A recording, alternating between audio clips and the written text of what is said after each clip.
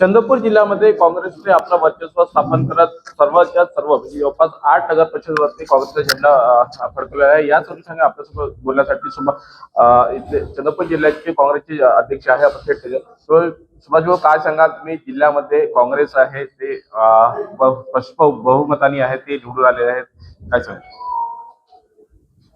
चंद्रपूर जिल्ह्यामध्ये तसाही चंद्रपूर जिल्हा हा काँग्रेसचा जिल्हा आहे आणि यावेळेस आम्ही चंद्रपूर जिल्ह्यामध्ये मग आमच्या खासदार प्रतिभाताई धानोरकर असो की आमचे नेते विजयभाऊ वडेट्टीवार असो यांनी आम्ही जर तिकीट देत असताना सगळ्या बाबीची चर्चा करून सगळ्या एक उमेदवार चांगल्या प्रकारे कसे निवडून येतील या दृष्टीने आम्ही प्रयत्न केला आणि कुठेतरी या महायुती सरकारच्या बद्दल लोकांमध्ये जो विधानसभेमध्ये भ्रम निर्माण झाला होता, यांची दादागिरी, यांची सगळीकडे पूर्ण जिल्ह्यामध्ये रेतीची चोरी, यांचा जिल्ह्यामध्ये मय करसो कायदा, त्यामुळे सगळे अधिकारी, सगळे शेतकरी, सगळे शेतमजूर, विद्यार्थी सगळे याच्यावर नाराज होते आणि आपण बघितलं असेल की या पूर्ण अधिवेशनाच्या नागपूरच्या काळामध्ये ज्या प्रकारे अधिवेशन झालं त्या अधिवेशनापासून सुद्धा असं लोकांना वाटायला लागले की हे अधिवेशन नुसतं बीजेपी कुठेतरी एक प्रकारचा खेळ करून आली काय, विदर्भासाठी अधिवेशन घेतलं आणि विदर्भाच्या तोंडावर पानं पुसलं, त्यामुळे संपूर्ण विदर्भातील जनता नाराज होती।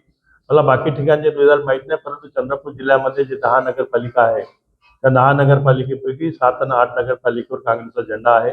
एक नगरपालिका बीजेपीची, एक अपक्ष आणि एक कुठेतरी शिंदे सेनेची येण्याची शक्यता वाटून आलेली आहे। परंतु मी संपूर्ण जनतेचं या प्रसंगी त्यांचं अभिनंदन करतो, स्वागत करतो। आमच्या पक्षावर, आमच्या नेतृत्वावर विश्वास ठेवला, विशेषतः जो मुद्दा आम्ही घेतला होता मतचोरीचा, त्या मतचोरीच्या मुद्द्याबद्दल, मतचोरी आणि रेती चोरी आणि ह्या सगळ्या लोकांचा उर्मटपणा, विशेषतः सुधीर भाऊ सारख्या माणसाला सुद्धा आज मूलमध्ये जी चपराक बसली, म्हणजे अध्यक्ष तर पडला, पण सोबत 17-18 जागेवर काँग्रेसचे नगरसेवक निवडून येतात। बल्लारशामध्ये पण तीच परिस्थिती होऊन राहिलेली आहे। काँग्रेसमध्ये बंडखोरी होऊन सुद्धा काँग्रेसचा उमेदवार येऊन राहिलेला आहे। त्यामुळे कुठेतरी फडणवीस साहेब असो का मग बावनकुळे साहेब असो का यांची श्रेष्ठी असो, यांनी कुठेतरी विचारमंथन केलं पाहिजे आणि लोकांनी काँग्रेसला साथ दिली। मी लोकांचं अभिनंदन करतो आणि अशाच प्रकारची निवडणुकीमध्ये आम्ही जिल्हा परिषद असो की चंद्रपूरची महानगरपालिका असो, काँग्रेसची आम्ही जरूर निवडून आणू, त्याच्यामध्ये कुठलीही शंका राहणार नाही। एकंदरीत आहे भाजपने याचं आत्मपरीक्षण करावं असं मत सुभाष धोटे यांनी व्यक्त केलं। अनिल ठाकरे, लोकशाही मराठी, राजुरा, चंद्रपूर।